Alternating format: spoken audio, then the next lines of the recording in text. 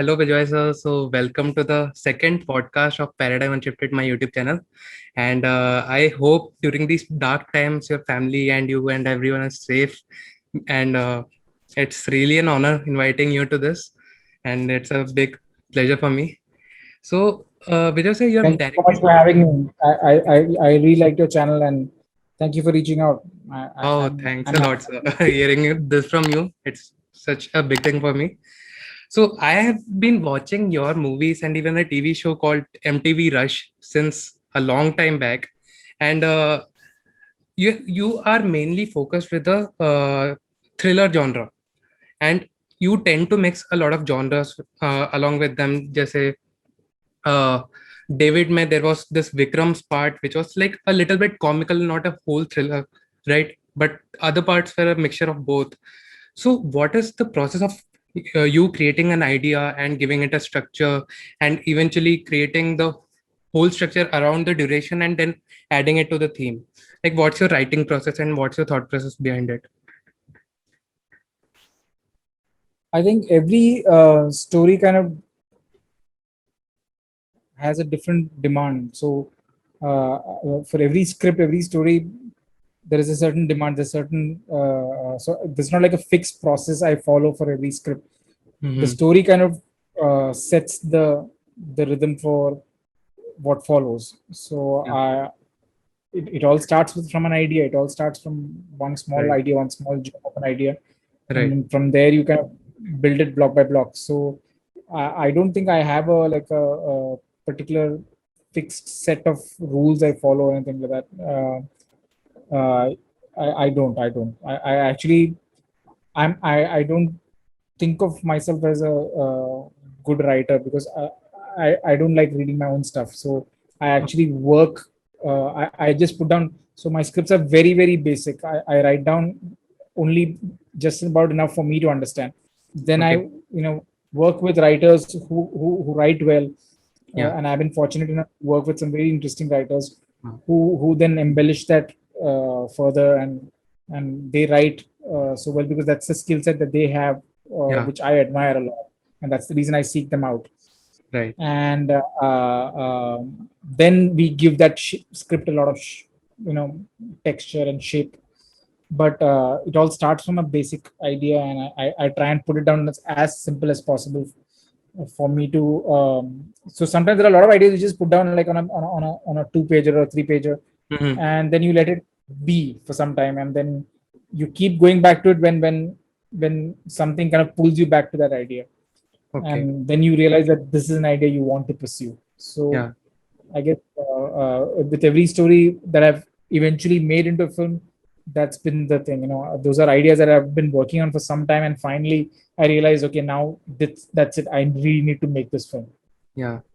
So, but has there been an idea which like you have spent years working on and then at the final moment you think maybe it's ahead of the time or it's not really a good idea to execute it right now or anything like that? Has that ever happened to you? Not that it's ahead of its time, but there are a couple of ideas, or rather, a couple of scripts that I really invested a lot of time into, which I didn't end up making. Um, so those I still go back to them time and again, and I look at it and see one of them for sure. I know for a fact that at some point I'll end up making. Okay. It's one of those Passion big ideas. projects like Martin Yeah, passion Scorsese has. project. Yeah. I had it for the last 11 years, and it's Wow. so strange that I come so close to making it, and something or the other doesn't fit, and then it kind of goes back. Also, it's Hmm. because of the size. I think it's a very ambitious project. It's a big film, so that's why I guess it comes with the challenges. So that's one idea. I know that at one point I'll make it for sure. Yeah. But like that, there are a couple of other scripts I actually invested in, not just ideas, scripts that Scripts. with writers, with multiple writers, I actually spent a lot of time working on the scripts, and now I look at it and I don't think I'm ever going to make it. It's just like parked and gone. But In fact, yeah, I look thank at it now to see there are things from it which I can pull and use yeah. somewhere else if there are anything worth pulling from There it. are like fragments you can that might be useful to you in some other projects and all, right? Yeah. So which subconsciously anyway comes, but yeah. sometimes I knowingly go looking for, because there are some scenes that I know that I've spent so much time crafting those scenes and writing them with the writers, Yeah. and they are, I mean, in isolation they are great scenes, so the idea of it or the germ of it can be used somewhere else in a different Yeah, context. yeah. So talking about that germ, so how do you get that germ of an idea? Like it's like an instinctive thing, or it's like you see those in dreams or something like that.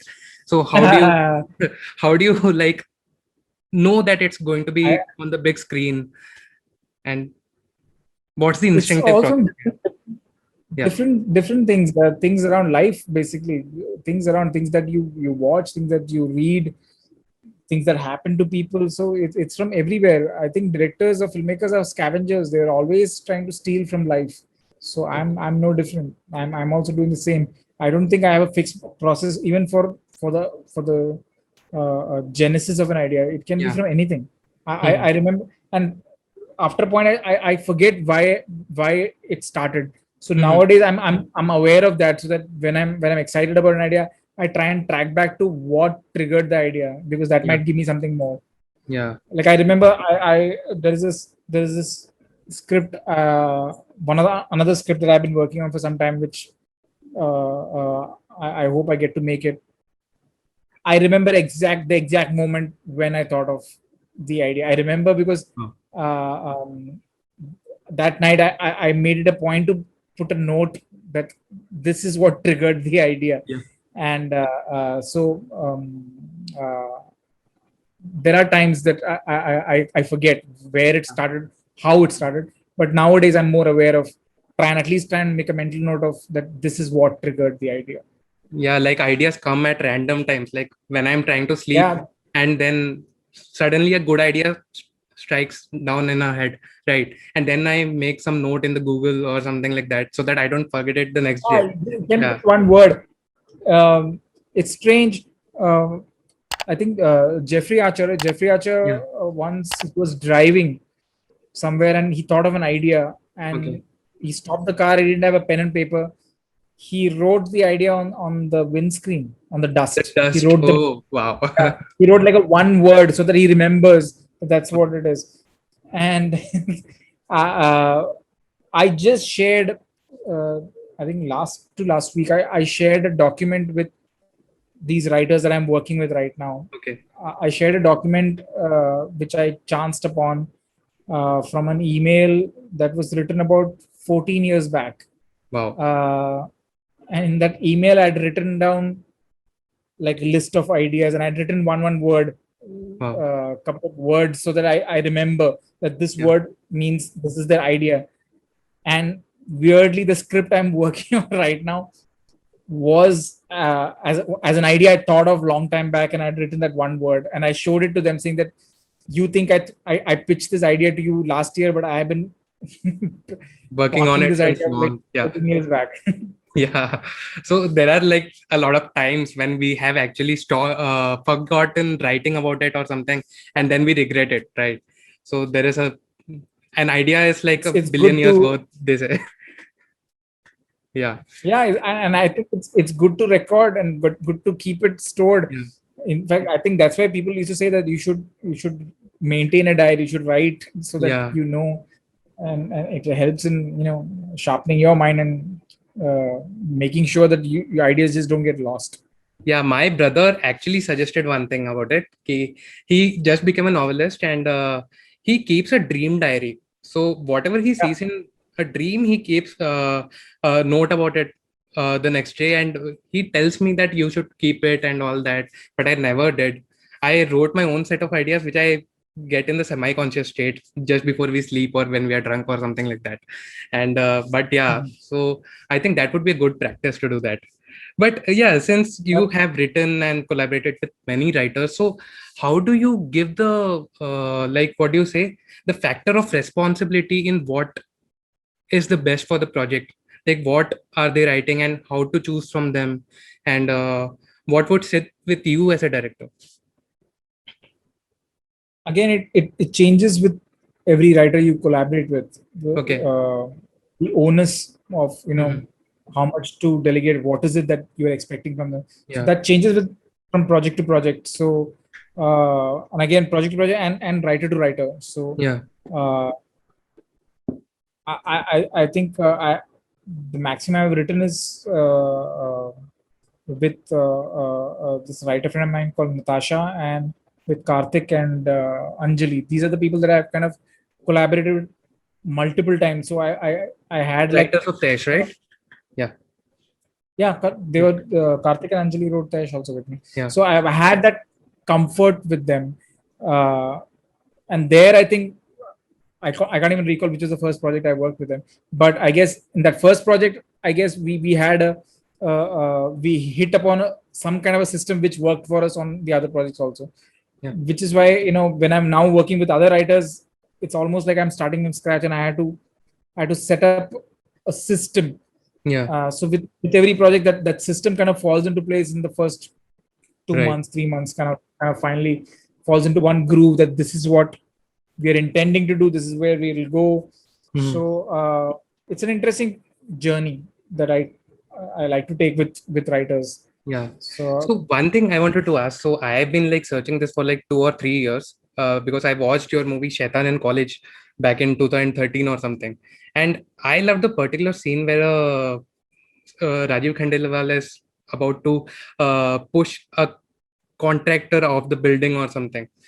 And so I wanted to like search the script, and I never found the script of Shaitan anywhere online, like Film Companion or anywhere.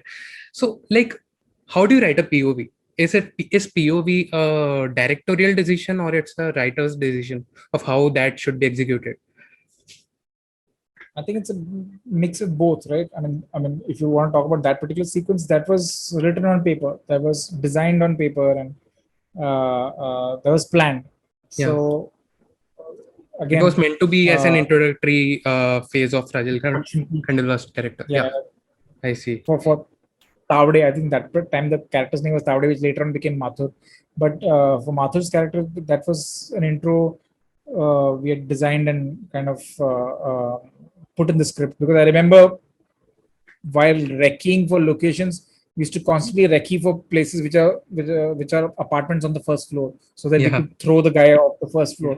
Yeah. So we kept. I mean, because of that recce, I remember it's so fresh in my head that every place, every apartment we used to go, we used to always check for that. Yeah. So that was designed. Shaitan, in fact, lot of stuff that finally came on the screen was, a lot of it was designed, a lot of it was planned. It was very well. I even saw it myself like 10 times. That particular scene was like, I became a fan of that particular scene, that I wanted to question like, how was it shot? And how I was like a newbie to the concepts of filmmaking. At least now I'm like educating myself or something. But yeah, it was like a very good scene, sir. It's meant to be a one take, but if you look at it closely, we actually jumped Yeah, in there are the like invisible cuts and jump cuts as well. Yeah. Yeah, I only saw because that. it was just duration was just too long. And I Yeah. remember the fighter Hussein who falls, he wasn't happy with the take that I was happy with. And he kept saying, "Nahi, nahi, ek aur baar karte, ek aur baar karte." Hussein did it some 6, 7 times. Hussein kept Wow. falling some 6, 7 times because he wanted to better it.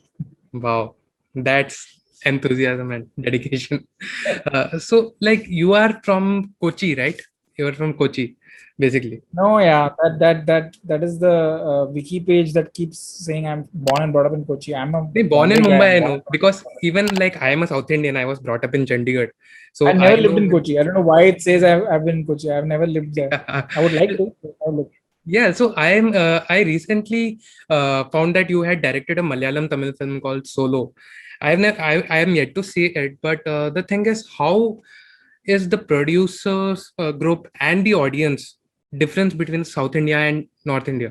Like, I have heard from the director of Kabir saying that the critics, the producers, and the audience is way more liberal in South. So what's your experience based on that? I think first of all, Like, yeah. South cannot be put into one broad category as South. There are Yeah. multiple film industries there. Yeah, yeah, of course. So, and each industry operates in a very different kind of bandwidth. I was fortunate enough to actively work in Tamil and Malayalam. Yeah. And between Tamil and Malayalam itself, the work ethic and the discipline is very different. It's very, very different. And I had a kind of a bit of a rough experience uh, in my Malayalam project, because the producer I kind of worked with was turned out to be quite a dick. So I didn't have a good time working with that producer. Mm-hmm. But that does not say anything about the Malayalam film industry. I Of think course, of course. there are some phenomenal filmmakers there and phenomenal producers there who are backing stuff. I didn't have a great experience working in Malayalam with the Malayalam producer that I worked with, but I've been making some inroads, and I'm hoping to make another Malayalam film with the right set of people now. Okay. Same for but weirdly Tamil, I had a great experience because Tamil, I think I worked with the right set of people. All said and done, at the end of the day, I think it's so important, and it's not just from a production side. It's anyone you get onto that project that you're doing. If Mm-hmm. they don't see the project the way you're seeing it, then it becomes an uphill task. So, Yeah. and that's just not with the producer, with the HOD, with the actors. They need to see the film that you are seeing, Mm-hmm. and they need to see a better version of it. If not, Yeah. they can't bring it down. So, Tamil had a great experience. Malayalam, I'm like I said, I'm hoping and waiting to work with uh, um producers there, and hoping to make another Malayalam film, Yeah. because the film also was not received well. It didn't do well in Malayalam, and in Tamil though it didn't even have a chance because our film released on the day of a strike, so it didn't. I see. But having said that, over the years it released in 2017, 2018. 4 years back, 18, I guess. Yeah. 17 or 18, I'm not sure. But it has found a lot of love over the years, which Wow. is heartening to see. And I'm hoping that over the year, I mean, going ahead, it still finds more and more people discover it and watch it. Like you, Yeah. you're not seeing it. I'm hoping you watch it and tell me what you think of it. Wow. Yeah. So, like, I have seen your movies, and one thing I noticed, just there is always, uh, see, what I have heard from my friends who watch both Hollywood, Bollywood, and South Indian or North Indian, Indians are very, addicted to happy endings. Otherwise, people stopped liking Sarah even because the ending was not good, because the ending didn't satisfy their, mood or something. And your film particularly has that bittersweet ending, and even Shaitan has that, where you have to compromise it in the end, and people are like agreeing to disagreeing, and or vice versa. So, have you ever been forced or compelled to make a decision to change your ending or change any of your stories according to the just because the audience wants it and you wanted something otherwise? Not really. On scripts, I have Yeah. scripts that I worked on. I've kind of, but all the films that I've made, nobody has made me change stuff. Okay. That luckily, all the films that I've made have been the version that I wanted. Yeah. So I'm quite fortunate that I was able to, good or bad, I'm happy that the films that I put out are completely me, and that's what I wanted, and that's what it kind of finally turned out to be. Yes, sir. So, but on scripts, I have some of the scripts that I worked on, and some of the things I worked on, I've had to kind of work around some things, and based on feedback I got, I Yeah. tried to make it better and make it go a different way than what Yeah. it was all intended to be. Yeah, wow, that's nice. So I think let's talk about the OTT platforms. Like suddenly, this is a like I saw in the Irishman's interview where Scorsese says this is like the second big revolution after the introduction of sound in films. Right, half of the people lost their jobs and everything, and now is the same case with theaters. And your film was Taish was released on some OTT platform, and it eventually got made into a web series as well. So I'm not sure I've read enough about it, but was it your decision or was it the studio's decision to like turn it into a web series to generate more income and all that? And if so, it's your decision, then are you focusing on content for OTT, or like want to see it for a big screen? Because as a filmmaker, I think most of the cinephiles would want it to see on the big screen, but we don't like to see it on phones and all, right? But for the general audience, OTT is fine, it's cheap, and even laptop torrents is fine because it doesn't cost any money. Right? Like, what's your take on that? This second big revolution. You can't deny it. It is in and around you right now, and we are consuming content like left, right, center on all these platforms, multiple platforms. Earlier there Yeah. were just few. Now there are so many to choose from, and many more on the anvil. So, and the amount of content that they're pushing through, it's I mean, if you compare it from what it was to where we are today, we're definitely consuming more. So you Yeah. can't deny it anymore. And I think it's really liberated a lot of filmmakers, writers, actors, and given them opportunities to showcase their work, which earlier on was just like film related. Suppose so many I know, so many filmmakers, so many writers I know who used to only chase to make that one feature are now like OTT stalwarts now. They're doing so much work in OTT. And I had actually taken a plunge earlier on with a show called Flip Yeah. with Eros. I've done that OTT debut there. Taish was always designed to be a big screen film. Yeah. Then Corona hit us, lockdown happened. And in that lockdown, me and my editor, based on the feedback that we got after a test screening, we decided to try and attempt, because we had content. We had like almost 3.5 hours of worth of content, which we had anyway chopped it up. So we decided, let's attempt a different narrative. So the lockdown helped both Priyank and me to edit Tesh in a different way.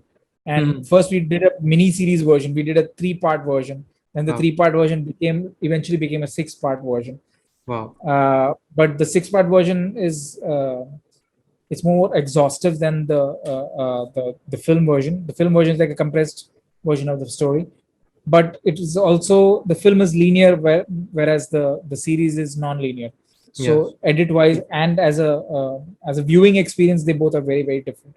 So it gave us a chance to kind of experiment on the content and provide that option to the user so they can choose which Yeah. way they want to consume it. So that was, I think, as an experiment, was something new that we tried. And so it was not, it was my idea that I pitched uh, Okay. to the and we were only, by the time we finished it, we were only looking at it as a 6-part series. But Tarun Katikala, I remember, who was heading Z at that time, I had this phone call with him where I said, I'm still attached to my film, which is the film version I wanted to see. And would you be okay if I release the film after about a month of release of the 6 episodes? He said, yeah, why not? But why wait for a month? Why don't you release it simultaneously? Wow. I was like, wow, of course, I'll be more than happy if you let me do that. So that's how that happened. Over a phone call, when he gave me the green signal, is when I went full throttle and basically took on the headache of delivering 6 episodes plus a feature Plus a feature. simultaneously. Wow. So it That was would quite a be. hellish task. Yeah. And as soon as I got into post on that, 3 days later I got COVID. So I had to Oh. do everything, all the post work sitting in isolation, which was kind of difficult. But see, even I watched Tesh a few days before I actually contacted you. So I was confused whether to watch Tesh as a film or a series, because one major crisis that has happened in my life as a cinephile is that I was shown the ending of Shawshank Redemption before I even watched it. That spoiled Oh my no. whole thing. But yeah, I still enjoy it like I'm the first time viewer. So I believe Tesh, if you were given a choice, like not as Bejoy Nambiar, but as a common person who has not watched either of them, what would you choose? Like a movie or a series? Tough call, because I'm as a viewer, I guess I'll go for the movie. Okay. Like why? The reason, and if I may Because ask. it was intended to be a movie, right? So it was Yeah. designed to be a movie. So when you Yeah. watch it like a movie, you can, I guess, that's Yeah. the purest form of what it was supposed to be. So Yeah. So you always have like in a way of storytelling. You start with a montage, and you have like different stories that are running together, right? So I think there is a common aspect in all that, but I am not able to find one thing that is similar, like the characters you create on paper. Like I find Neil Bopalam's character both in Shaitan and Wazir almost the same, because they are like yo and all that. And Was it Wazir, sorry, David. I forgot. David? Yeah, yeah. So they are like a rock star hip hop type. So how do you choose a cast before you actually, after you actually decide them on paper? So what like tells you that this is who is going to be on my film, rather than big names, regardless of the names, how much they are in the industry and all that. Um, that's one part of the process I actually enjoy a lot. While writing, sometimes you have some phases that you kind of keep that in mind while writing. But apart from that, once you've written the script, I actually enjoy casting for those characters. Even the smallest character, I enjoy casting for them. In fact, Taish is, I think, one of the first times I worked with a casting director with Nandini and Wow. Karan. Uh, but otherwise, I actually enjoy casting each and every character in the script that I've written. Yeah. I do that with every project. With Tash also, I did a lot, but Nandini and Karan definitely aided in putting together the entire bigger cast. So it's something I enjoy, something I like. It's like music, collecting music for the film. I absolutely enjoy putting together the music for the film, and it's the same for casting. Okay. So, see, being an aspiring filmmaker myself, I have seen your movies as like a, not only as a source of entertainment, but I think there is a lot to learn from it. So it's like sort of a filmmaking syllabus for me. Okay, I watched these movies and all that. So these are the montages, these are rhythmic or whatsoever. So what's your experience joining, making your first short film and then assisting Mani Ratnam? And then how was your journey, and what challenges did you face before becoming a director and getting your first project commissioned? And was there a fear that will you be able to work it out or not, or something like that? So yeah. There was no fear. There was a lot of rejection for sure. Yeah. Starting off, I'd made that one short film that got me the job with Maniza. And after working on Guru, I made another short film. Um Keeping in mind, I used all the experience from the first short film, the way it kind of went to different festivals. So I used that experience and I said that, okay, the next one needs to go bigger. It needs to go to more prominent festivals and all that. Yeah. So I made the second short film keeping that in mind, but it didn't go to. I never released that short film because it was accepted at Berlinale, but at the same time they asked me to cut down the length to Wow. half the. It was a 40-minute film. They said make it 20, and I refused. But in that refusal, I lost out on actually screening it for Berlinale. So Wow. then I never released that short film. But that short film again, it was like a stepping stone for me to showcase that as a show reel.